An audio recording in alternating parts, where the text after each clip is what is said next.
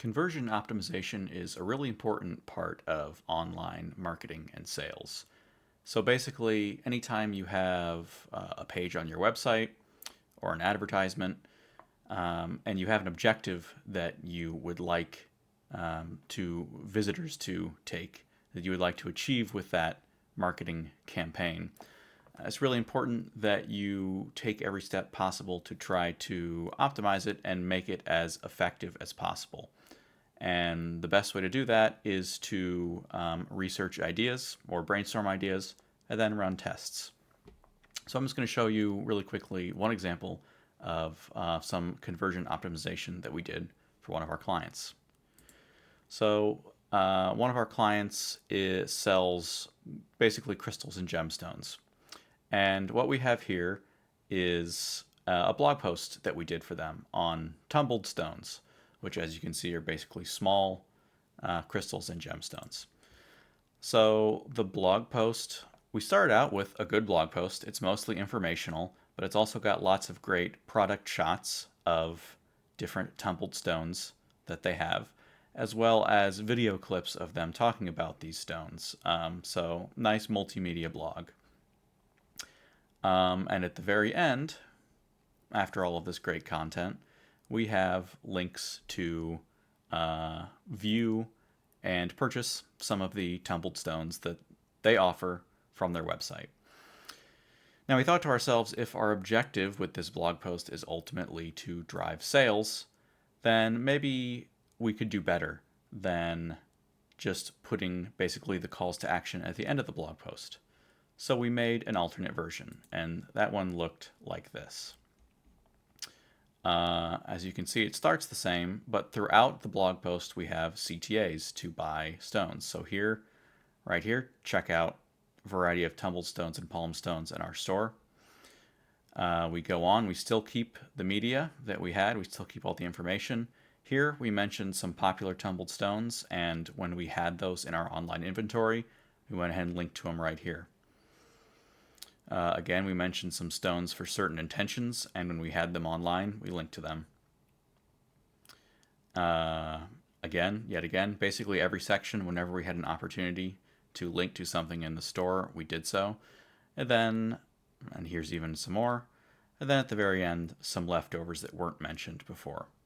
So we created a Google search ad to this web page, actually to this original version of the web page, and create a split test using the analytics platform that we like called Matomo.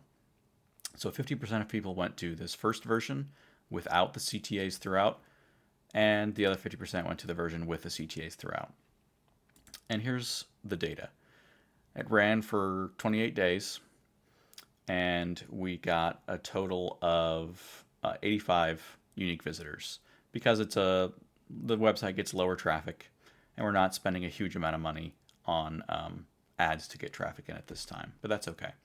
And I measured a few things that I was interested in. One, obviously, I wanted to know if more people purchased online in one of the other variations. I wanted to know how many people viewed a product page.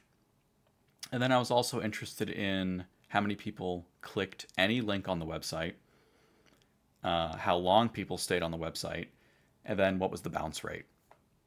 Bounce rate being when somebody views one page and then leaves, rather than continuing to view other pages in that domain.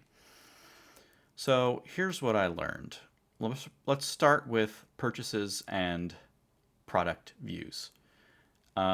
In the original version, we got no purchases. And in the modified version with the CTAs throughout, this is actually not right based on how the data was collected. I went and double checked it. We got one purchase from that. And I actually looking at recalculating that.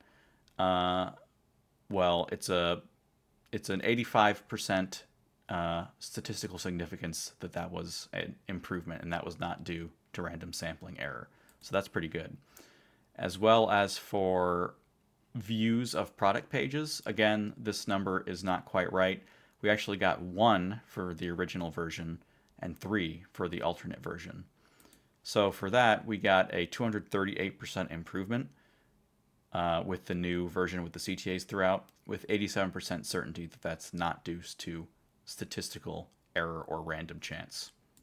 So basically, strong, significant evidence that scattering those CTAs throughout the page increased the amount of times people viewed a product page, and importantly, we got one purchase versus zero.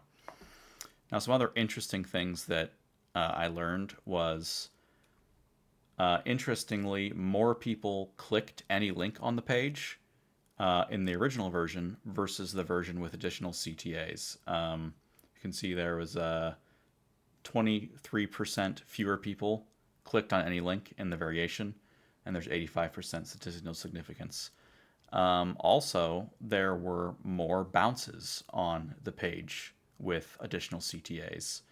46% more bounces with 96% confidence. So an interesting result, maybe something was happening there where when people landed on the page with all of these CTAs, they either clicked to buy an item or they left. Whereas if the CTAs weren't so aggressive, people browsed around more. So, that's definitely intriguing, and ultimately what you want to do about that is going to be based on what your objective is, right? So if you're interested in having people browse the website more, then maybe you want to stick with the page with fewer CTAs. But ultimately, if our goal is to get people to purchase something from that page, then I'm going to say, based on this data, that we should use the version with CTAs throughout the page. And so that's what I'm going to advise to the client, and that's what I'm going to go do for them. I'm going to change all of their blog posts to scatter those CTAs throughout the page. So this is just one quick case study in terms of one type of conversion optimization. Hopefully this gave you some idea on why you might do this, how you might do it, and some types of results you might get, and what you might decide to do with them.